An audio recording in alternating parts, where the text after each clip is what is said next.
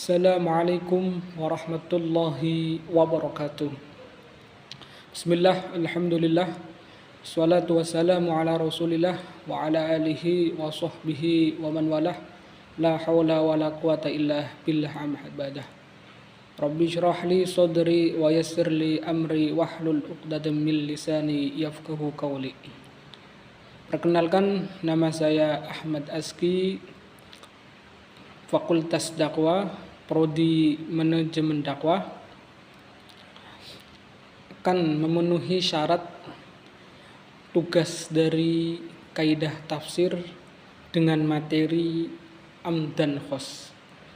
Baik teman-teman yang dirahmati oleh Allah Subhanahu wa taala, langsung saja dengan materi am dan khos.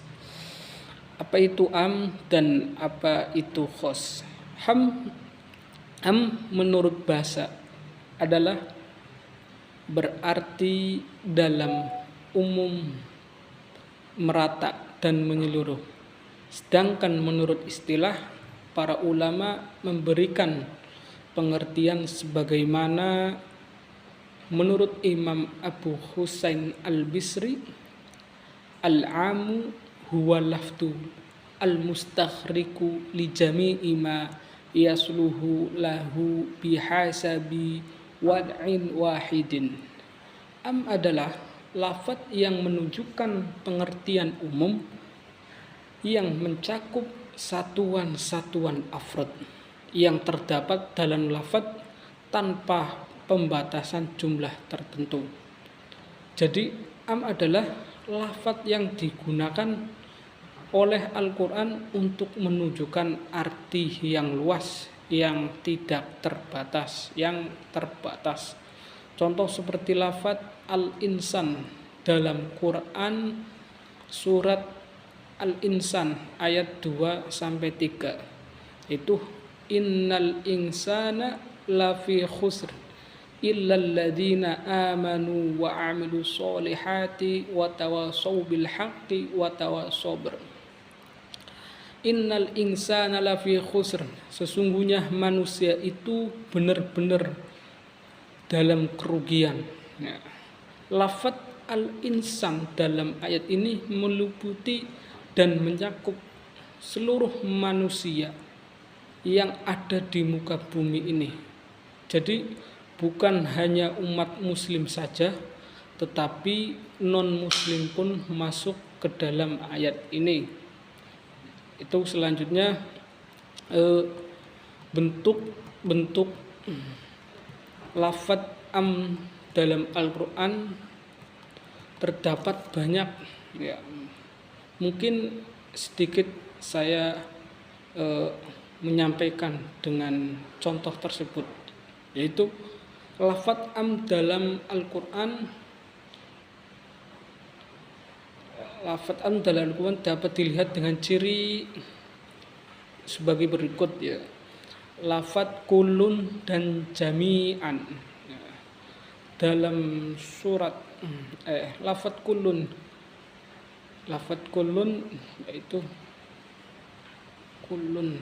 Lafaz kulun yaitu innal mauta kulun maita. Lanjut yang kaidah khos menurut bahasa adalah bahasa khos artinya tertentu, sedangkan menurut usul fikih khos adalah lafaz yang dipakai untuk satu artinya yang sudah diketahui kemandiriannya. Sedangkan menurut al-khosu huwa lafdu al-mawdu'u li ma'na wahidin ma'lumin ala sabili infirodin. Sedangkan menurut Abdul Wahab Khalaf mendefinisikan khos sebagai tiap-tiap lafaz yang dipakai untuk satu arti, satu yang sendiri dan terhindar dari arti lain, mustarok. Dari definisi tersebut dapat dipahami bahwa khos adalah lafadz arti sesuatu yang tertentu, tidak menunjukkan umum. Jadi tertentu. Jadi khos itu tertentu. Am itu umum. Am lafadz umum dan khos lafadz tertentu. Adapun bentuk khos dalam Al-Qur'an banyak yang di dalam Al-Qur'an banyak ditemukan. Contohnya adalah lafadz khos berbentuk mutlak, yaitu lafadz khos yang tidak ditentukan, yang ditentukan sesuatu. Nah, maksudnya jika ada ayat yang menunjukkan arti khos selama tidak terdapat ada dalil yang mengalihkan maka hakiki kepada makna lain, maka harus diartikan sesuai makna hakiki. Contoh, hukuman bagi pelaku pezina muhsan adalah 100 kali dera atau 100 kali cambukan. Maka sanksi tersebut tidak boleh kurang dan tidak boleh lebih maupun lebih. Lafadz az-zaniyatu waz-zani fajlidu kullu wahidin minhuma mi'ata jildah. Ya, lafadz mi'atah jildah ini adalah bentuk khos yang mutlak. Yang mutlak. Khos berbentuk khos yang ditentukan dengan sesuatu. Jika lafadz khos yang mutlak itu ditemukan berada dalam ayat lain dan diterangkan dengan muqayyadnya, sedangkan topik dan sebab pembicaraannya sama, maka semua hukumnya harus sama. Contohnya keharaman darah dalam Quran surat Al-Maidah ayat 3, darah itu haram. Ini ditentukan oleh lafadz am, sehingga berakibat kita mempunyai pemahaman bahwa darah yang mengalir, yang membeku semuanya haram. Tapi namun dalam Al-Qur'an surat Al-An'am ayat 145 ditentukan lafadz khosnya dan lafadz khos atau muqayyadnya bahwa darah haram itu yang mengalir. Baik teman-teman yang dirahmati oleh Allah Subhanahu wa taala, mungkin itu saja yang saya sampaikan. Kurang dan lebihnya saya mohon maaf.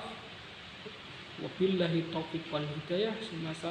Assalamualaikum warahmatullahi wabarakatuh. Contoh yang pertama dari bentuk lafadz am yaitu lafadz kullun dan jami'ah. Lafadz kullun dalam surat Al-Imran ayat 185 yang berbunyi kullu nafsin dha'iqatul maut. Setiap yang bernyawa akan merasakan mati, akan merasakan menyicipi kematian. Jadi di dalam lafadz kulun tersebut setiap siapa saja yang bernyawa pasti akan merasakan mati, yang maupun yang ada di dalam dunia ini ataupun yang di dalam bumi ini, dan apa saja yang ada di muka bumi ini. Nah, dilanjut lafadz jami'ah dalam surat Al-Baqarah ayat 29 yang berbunyi huwallazi khalaqalakum jami'a. Dialah Allah yang menjadikan segala yang ada di bumi kamu semua. Jadi di penjelasannya bahwa siapa saja yang bernyawa pasti akan merasakan mati, dan apa saja yang ada di bumi, di muka bumi ini dijadikan oleh Allah untuk semua, jami'a, untuk semua yang ada di bumi ini.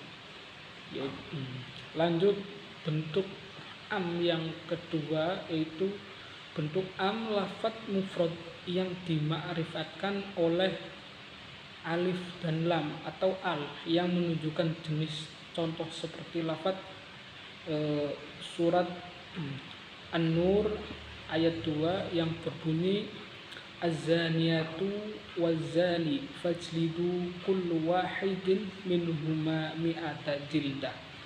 Perempuan yang berzina dan laki-laki yang berzina, maka hukumannya atau cambukannya itu 100 kali. Penjelasan bahwa semua orang yang berzina muhsan baik perempuan atau laki-laki harus didera cambuk 100 kali ya. Di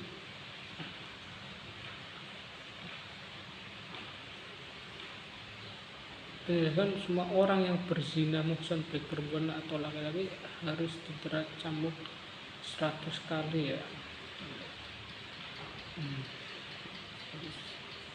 Itu